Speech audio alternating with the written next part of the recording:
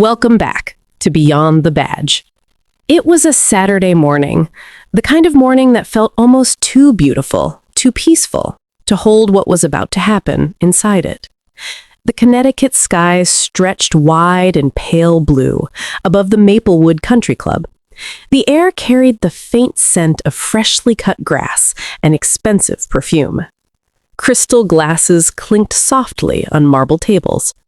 Laughter floated across the terrace, light, careless, belonging to people who had never once questioned whether they were allowed to be somewhere.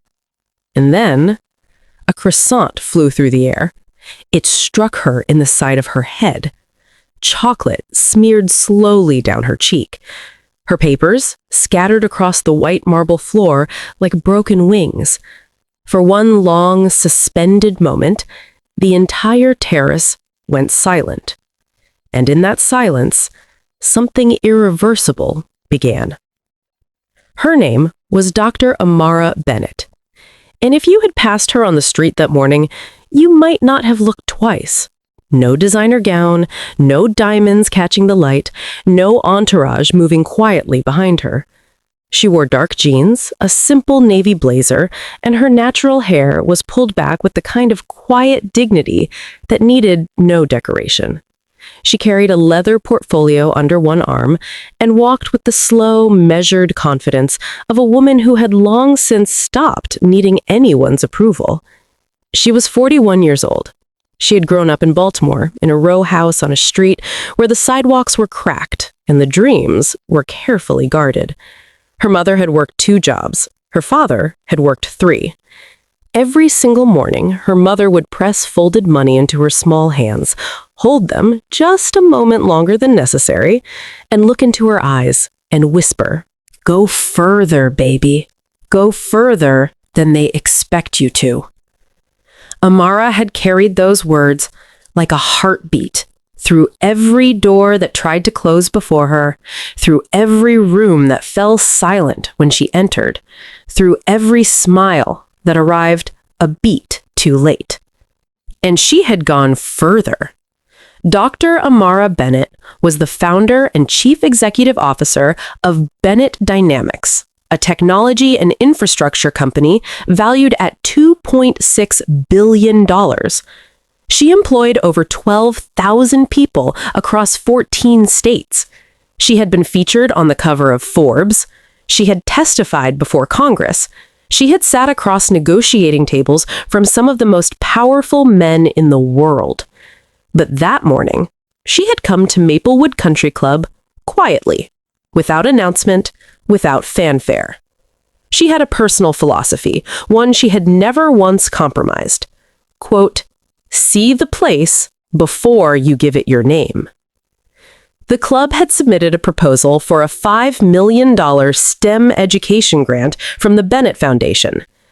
Amara wanted to feel the room herself. She wanted to sit in the space, watch how people moved, how they spoke, how they treated those around them.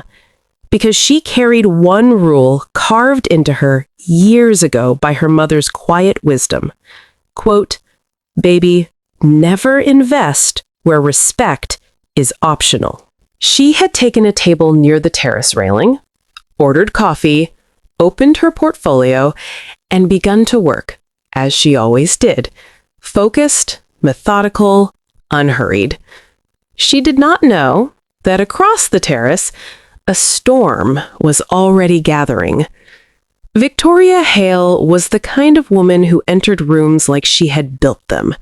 Tall, expensively dressed, her blonde hair arranged in the precise, effortless way that actually required tremendous effort. Her husband Richard sat beside her, broad-shouldered, tan, wearing the easy, unbothered expression of a man who had never once been told no, and meant it. Their son Ethan was 12 years old, dark-haired like his father, and already wearing the expression of a boy who had been told far too many times that he was exceptional. Victoria noticed Amara almost immediately. Her eyes moved across the terrace and landed, and stayed. She leaned toward the woman beside her and said something low. Then, not quite low enough, "Who let her in?" Soft laughter moved around the table like a wave. Amara heard it. She did not look up. She turned a page in her portfolio and continued reading. Then Victoria leaned close to Ethan and whispered something with a smile that no mother should ever wear. And Ethan, trained in the cruelest school of all, the school of his parents' example, reached across the table and picked up a chocolate croissant. He threw it with the casual aim of a boy who had never once feared consequences. It struck Amara in the side of her head. Chocolate smeared into her hair, down the curve of her cheek. Her coffee cup rattled. Her papers slid from the table and scattered across the marble floor. The terrace went completely silent. And then Victoria Hale began to clap. Slowly, deliberately, like a woman applauding a performance she herself had commissioned. "That's what happens," she said, her voice carrying with perfect cruelty across the silent terrace. "When trash forgets its place." No one moved. No one spoke. No staff member stepped forward. No fellow guest rose from their chair. The silence of the bystanders was its own kind of violence. An agreement reached without words. A complicity dressed as neutrality. Amara bent down slowly and began gathering her papers from the floor. Government contracts, expansion proposals, the future she had built with her own two hands. Her hands were steady.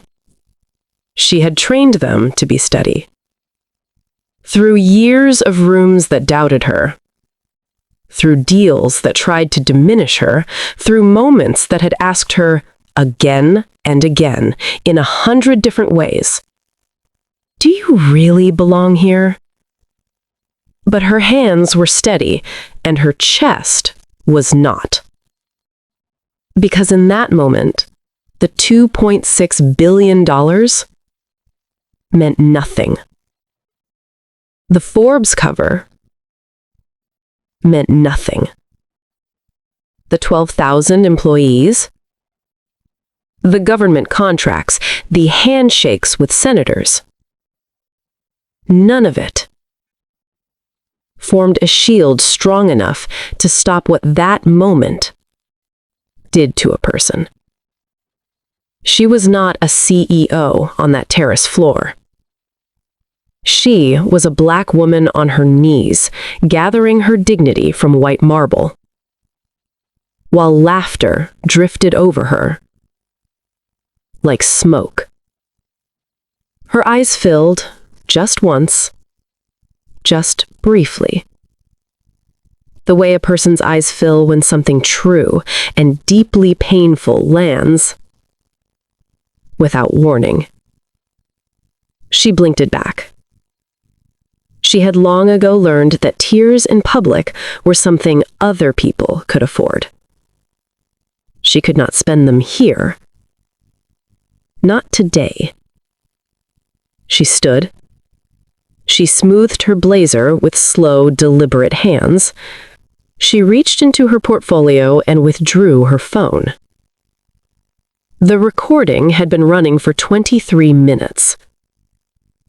A quiet habit she had built in boardrooms and meetings, where she had learned that memory alone was never enough. She looked across the terrace.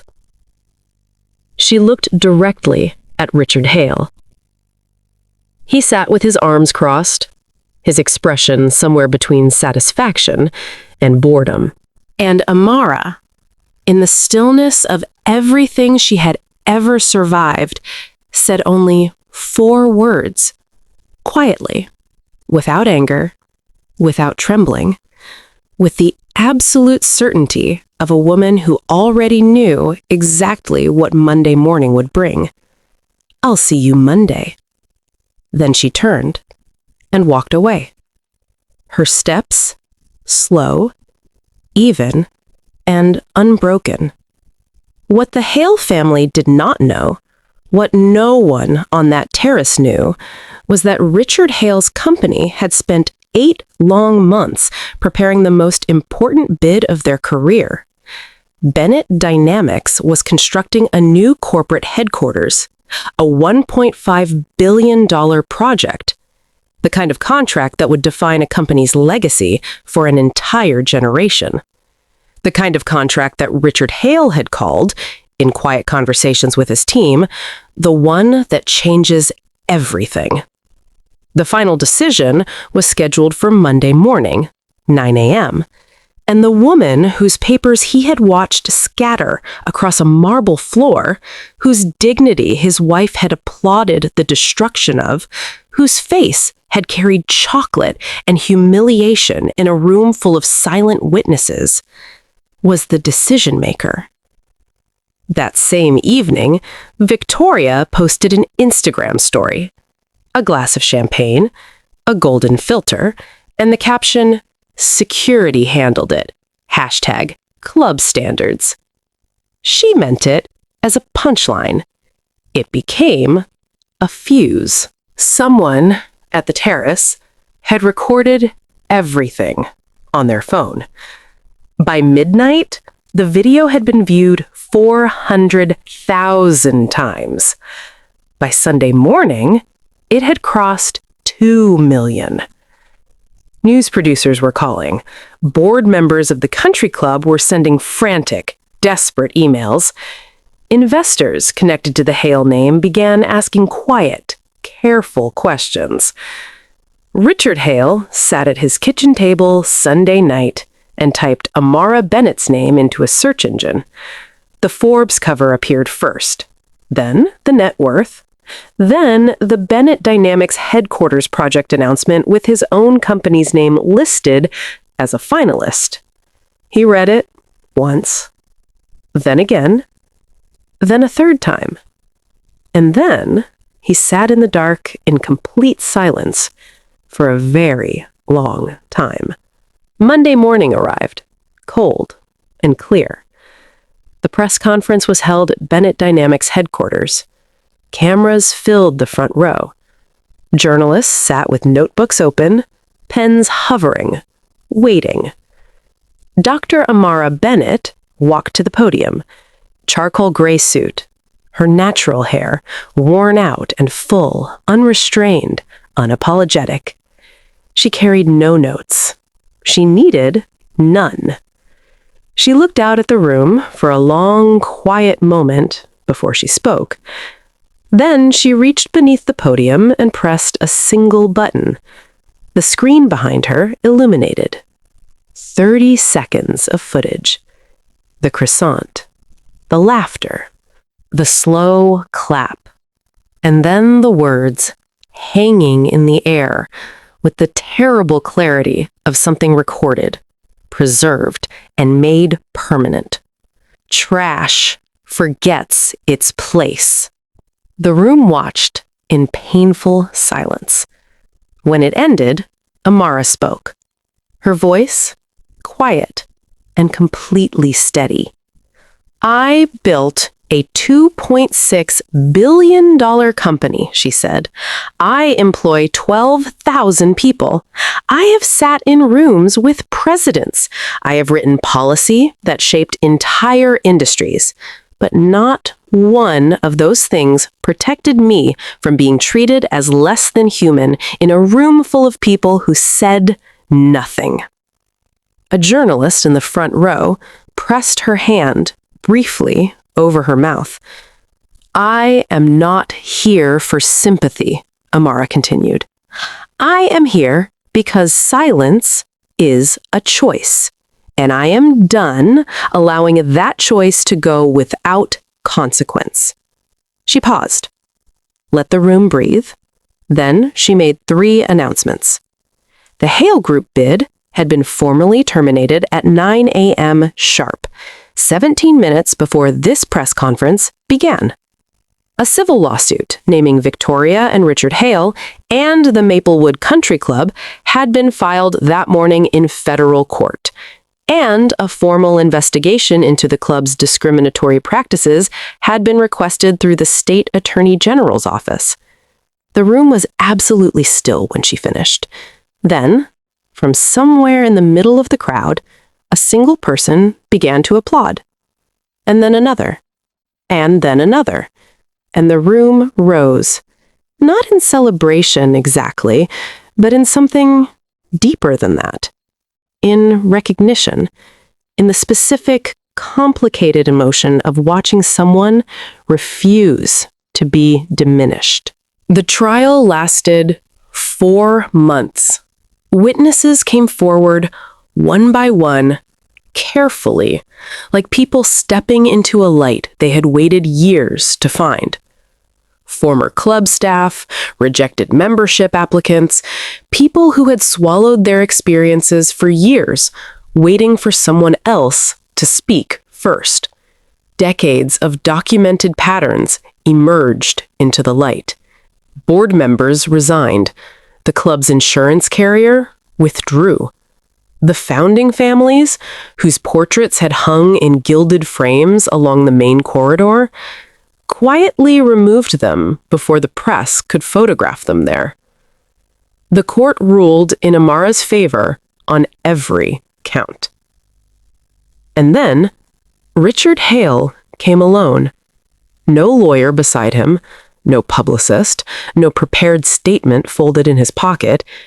He stood in the lobby of Bennett Dynamics, holding his hat in both hands, and asked in a voice that had lost all of its certainty, "Would she see me?" Amara agreed to give him 15 minutes. He sat across from her desk, and for a long time, he said nothing. The silence between them was heavy and honest, and long overdue. Then, he looked down at his hands and spoke. "I have spent 3 days," he said slowly, "trying to find the right words. And I don't think there are any. What happened was wrong. What my wife said was wrong. What I allowed my son to become in that moment, that was the part I cannot stop thinking about." Amara looked at him for a long, quiet moment. She did not offer him comfort, but she listened. And listening, she later said, was its own kind of power. The ability to hear someone's remorse without being destroyed by it, without letting it take anything further from you. 3 weeks later, a letter arrived at her office, handwritten on plain notebook paper, in the uncertain, imperfect handwriting of a 12-year-old boy. "Dear Dr. Bennett, I didn't understand what I was doing that day. My mom made it seem like it was funny, but I watched the video later, and I saw your face, and I understood. I'm sorry. I really am. Ethan."